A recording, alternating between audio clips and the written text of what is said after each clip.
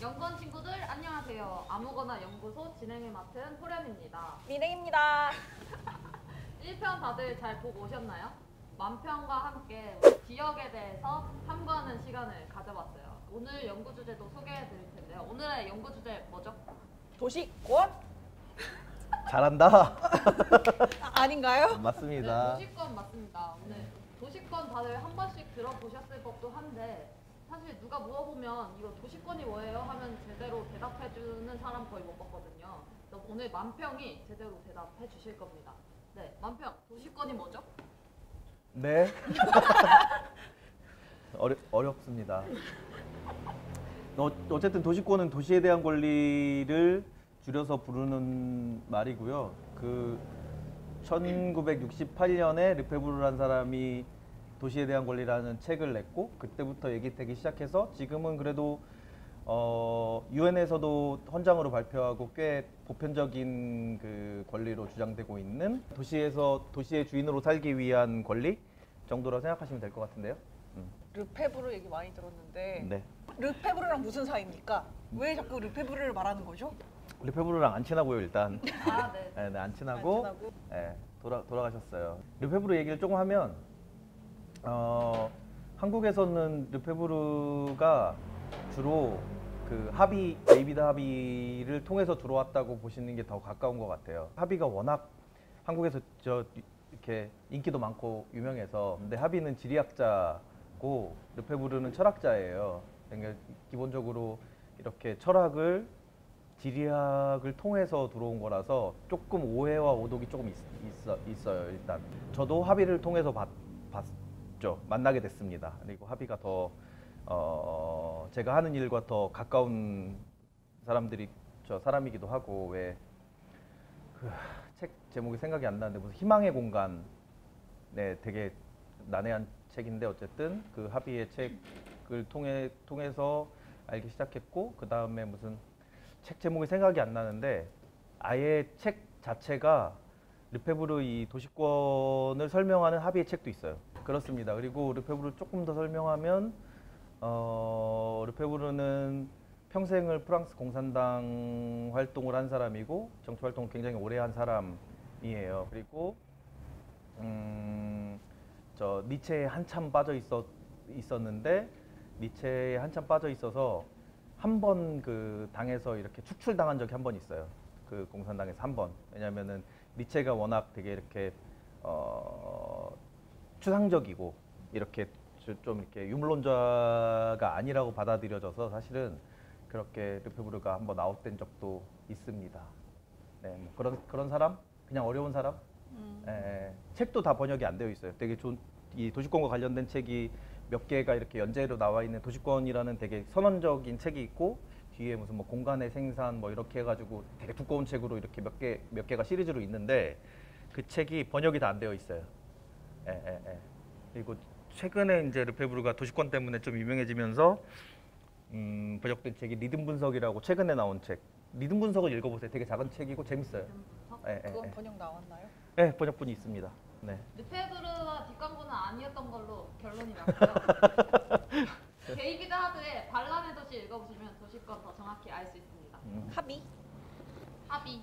네, 만평 합입니다. HARVEY. 친절한 네. 만평 하비랑 아까 하시는 일이 맞닿아 있다고 하는데 만평 뭐 하는 사람이에요? 일단 하비는 지리학자여서요. 저도 건축가니까 도시에 대한 이렇게 공부를 했고, 전공이 그 도시사예요. 그러니까 서울 근대사가 전공이어서 하비의 책을 많이 봤죠. 그리고 뭐 예를 들면 뭐 대표적인 게 모더니티 수도 파리인가? 모더니티 뭐 어쩌고저쩌고 파리예요. 파리에 대한 근대가 생기기 시작할 때의 얘기, 그런 게 하비 책들이 있고, 그다음에 포스트 모더니티의 조건이라는 포스트 모던 설명하는 책, 굉장히 유명한 책이 있습니다. 네. 저희가 만평이 왜 도시권에 대해서 관심을 갖게 됐을까 궁금했거든요. 저는 왜 궁금했냐면 만평이 페북을 진짜 많이 올려요. 맞아. 그거를 자주 읽는데 페북에서 막 그런 여행이었나? 어렸을 때 막 갔었던 얘기들을 남편이 썼더라고요. 그래서 아 그런 경험을 통해서 이런 거에 관심을 가지게 돼서 연구를 하나 이런 혼자 망상을 해봤어요. 그 예전에 여행 갔을 때는 그런 생각을 갖고 갔던 건 아니고요. 요즘 들어서 다시 재편집하고 있는 중이고. 근데 역사라는 게 항상 그렇게 뒤에 쓰여지는 거잖아요. 그러니까 관심을 갖게 된 건 이게 전 시간에 했던 그 지역하고 연관되어 있는데 한국이 이 개발국가 모델로 나라가 만들어지면서 사실은 되게 물리적 공간, 되게 이렇게 물질적인 뭐에 되게 이렇게 국한되어서 하는 게 있죠. 보통 행정에서 행정 비판할 때 많이 쓰는 이렇게 숫자로 계산하는, 숫자로 계산하는 게 있는데 도시라는 게 그렇게 작동하는 게 아니잖아요. 그러니까 예를 들면 물리적 공간이 지금 서울처럼 이렇게 막 저 아파트도 많고 막 빌딩들이 막 생겼어요. 그럼 이것만 있으면 이게 서울이라는 게 되는 건가? 당연히 그 근간에는 사람이 있죠. 물리적 공간이 다 사라지고 사람이 1000만 명이 살아. 그러니까 그것만으로 사실은 도시라고 부를 수 있는 거죠. 이게 도시의 기본적인 조건은 더 근간에 사람이 있는 건데 이거를 마치 그냥 도로가 잘 깔려져 있고 막 건물이 있는 것처럼 인식하게 되는 거잖아요. 그러니까 도시권은 다시 사람의 권리를 찾는 거, 사람이 다시 도시의 주인이 될 수 있게끔 만드는 거인 거니까 이게 도시를 공부하다 보니 우리가 그동안 그렇게 사람을 빼놓고 봤구나. 사람을 빼놓고 보니까 이게 도시가 도시처럼 안 보이는 거죠. 사실 계속 물리적인 것만 보는 거지. 빌딩이 얼마큼 높은지, 잘 지어졌는지, 오래됐는지, 노후됐는지, 뭐 사람이 몇 명 살아야 되는데 뭐 얼마큼 아파트를 지어야 되는지, 어디다 뭐 공장을 지어야 되는지 뭐 이런 식의 좀 이렇게 물리적 공간을 재편하는 거 정도에 국한되어 있었던 거 같고, 최근 들어서 도시재생이나 무슨 뭐 문화도시 하면서 사실은 그게 사실 도시권하고 밀접한 관계를 갖고 있는데요. 그러니까 그게 되게 오랫동안 사라졌으니까 그거를 다시 만들기 위한 일종의 정책 수단이라고 생각해요. 특히나 문화도시는 더군다나 그런 것 같아요. 예. 근데 그러니까 그런 관심사들이 생기면서 저도 뭐 관심을 갖게 된 거고, 그걸 기반으로 다시 옛날 것들을, 옛날에 봤던 것들을, 옛날에 공부했던 것들을 좀 이렇게 다시 재편하고 있는 중? 네. 저는 어저께 친구랑 송도에 갔거든요. 쇼핑을 하려고. 근데 송도에 갔는데 송도에서 이제 그냥 가만히 있어서 막 얘기를 하는데 친구가 자기는 이런 도시가 너무 좋다는 거, 이렇게 다 만들어진 저 깔끔한 도시가. 그래서 갑자기 아 내일 도시권에 대해서 얘기해야 되지 하면서 그 생각을 해봤는데 뭔가 이게 되게 짜여진 도시잖아요. 막 송도 같은 그런 도시들이. 근데 그런 제 친구 같은 친구들은 그렇게 짜여진 도시들을 참 좋아하는데 왜 우리는 도시의 주인이 되어야 되지? 라는 생각이 문득 들었어요. 그게 궁금했어요.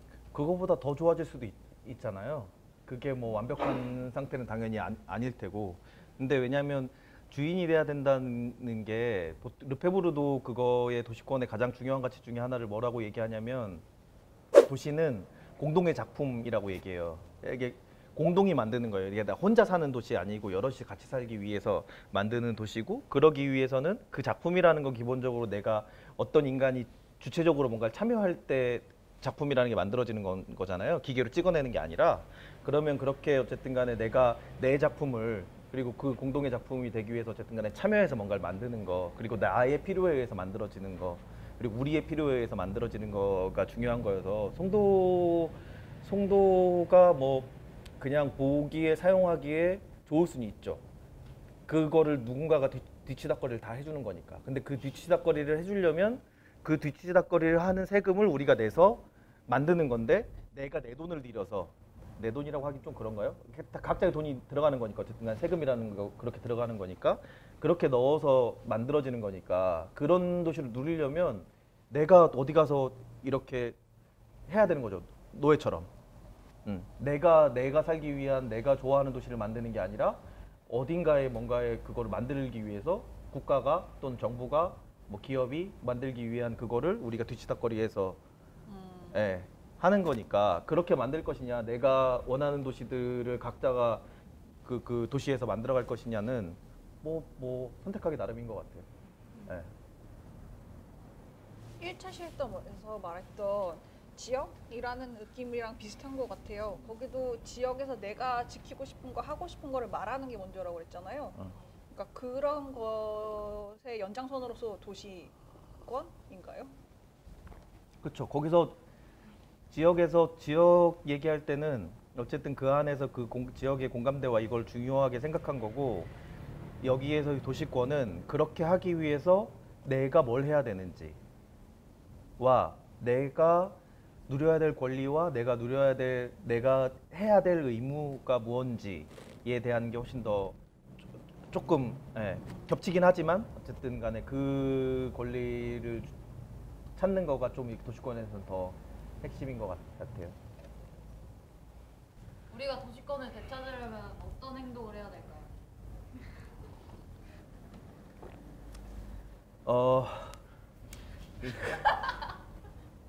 보통 민주주의 국가 할 때 우리가 앞에 공화국 붙이잖아요. 우리 민주공화국이잖아요. 네. 그 공화국이 영어로 리퍼블릭이잖아요. 리퍼블릭의 라틴어가 레스 푸블리카거든요.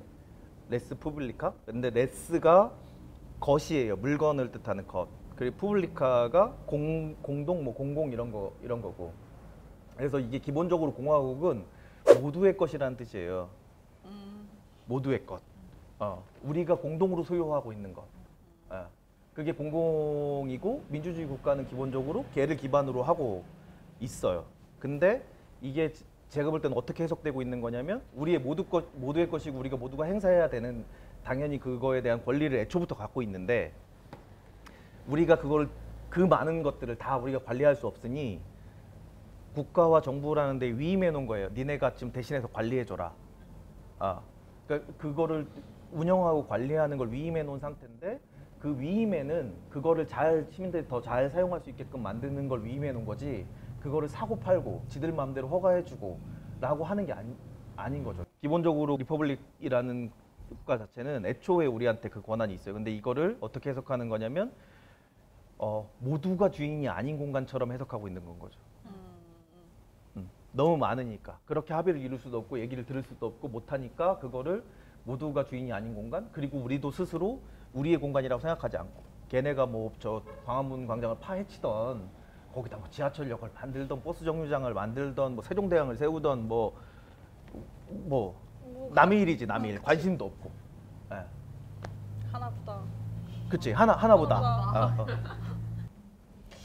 듣고 보면 되게 좋은 말 같은데, 도시권. 이건 우리 모두의 땅. 그러니까 다 의견 물어봐서 그러니까 이걸 뭔가를 만들면 이게 오래 가고 모두 쓸모가 있다, 이렇게 좋아 보이는데 실제로는 되게 귀찮아 보이거든요. 하려고 그러면. 이거 하면 뭐가 좋아요? 그거는 말씀하신 대로 귀찮아질 수 있는 것 같아요. 근데 이렇게 사람들이 모여 사는 건 귀찮을 수밖에 없죠.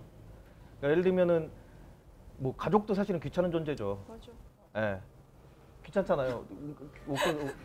귀찮지. 근데 귀찮으세요? 귀찮죠. 귀찮은 점 분명히 있죠. 나 혼자 살 때로 치면, 왜냐면 좋은 것만 모아서 보니까, 나 혼자 살 때 좋은 것을 해치면 다 귀찮고 싫은 애가 되는 거니까. 근데 분명히 가족이라는 단위랑 뭐 이렇게 공동체라는 단위랑 같이 살 때 얻는 것들이 있죠. 분명히 거기서 얻는 행복이라는 게 분명히 있지. 어렵지만 그게 항상 두 측면이 같이 있는데, 내가 좋은 것만 모아서 이 나쁜 것들을 다 빼면 혼자 살아야죠. 그렇게 살 거면 산속에 들어가서 혼자 살아야지. 왜 여기서 같이 살아? 그치, 너무 노력합시다. 근데 같이 살기 위해서 필요한 게 도시권이다. 그렇죠. 그렇다고 봐야죠. 도시의 권리는 건물주한테만 있는 거 아닌가요? 그러게요. 질문이 너무 이상한가요? 그러게요. 요즘 왜 조물주의, 건물주 뭐 이런 거 얘기 많이 하잖아요. 네. 누가 만들었는지 모르는데 되게 잘 만든 단어인 것 같다는 생각이 들어요. 왜냐면 이게 한국에서의 건물주는 절대적이고 배타적인 권한을 가지고 있거든요. 흔치 않은 일이에요. 보통 이 권한을 세 개로 나눠서 보는데, 하나가 그 사용권이고 사용하는 권한, 그 다음에 하나가 처분권이에요. 처분할 수 있는 권한.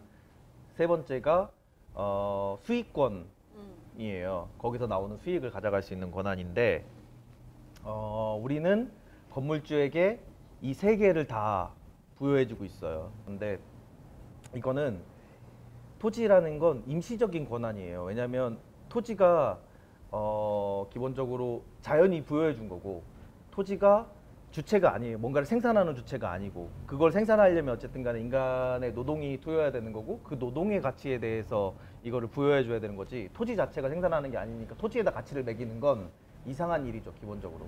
그리고 이거를 최악의 상태로 보면 뭐냐면 토지를 예를 들면 다 사유화한다 누가 뭐 예를 들면 어떤 기업이 한국의 토지를 다 갖고 있다. 그럼 우리는 걸어다니지도 못하는 거잖아요.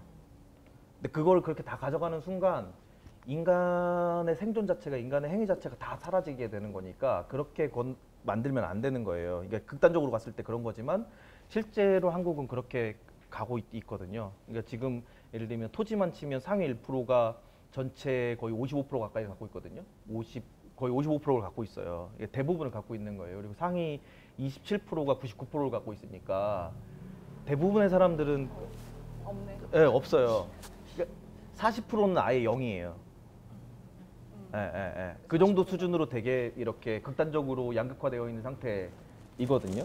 주택과 관련해서 헌법에 조항이 하나 있는데 30몇 조에 32조인가 37조인가 헌법에 있는데 뭐가 있냐면 정부는 국가는 사람들한테 행복을 추구할 수 있도록 쾌적한 주거를 공급해야 돼요. 그게 헌법에 있는 의무 조항인데 그 행복을 추구할 수 있는 권한을 적극적으로 해석하자면 모든 사람들이 집에서 살 수 있게끔 만들어주는 게 필요한 거죠. 쾌적한 주거라는 게 우리가 어쨌든 행복을 추구하기 위해서 누구한테나 주어져야 되는 기본권이라고 해야 되는 건데 그 기본권으로 한국에서는 잘 인정이 안 되는 상태인 거니까 그것들도 포함해서 사실은 도시권에서 얘기해야 되는 대상인 것 같아요. 네. 슬슬 마무리해볼까요? 네. 네. 어려운 도시 얘기였지만 오늘 정만편 선생님의 쉬운 설명 듣고 다들 이해했죠, 여러분? 네. 너 왜 이렇게 눈이 풀렸어? 어려운 이야기 들어주셔서 감사하고 네. 미아리 고객 친구들 유튜브 좋아요와 구독! 꾹 눌러주세요. 감사합니다. 안녕. 와.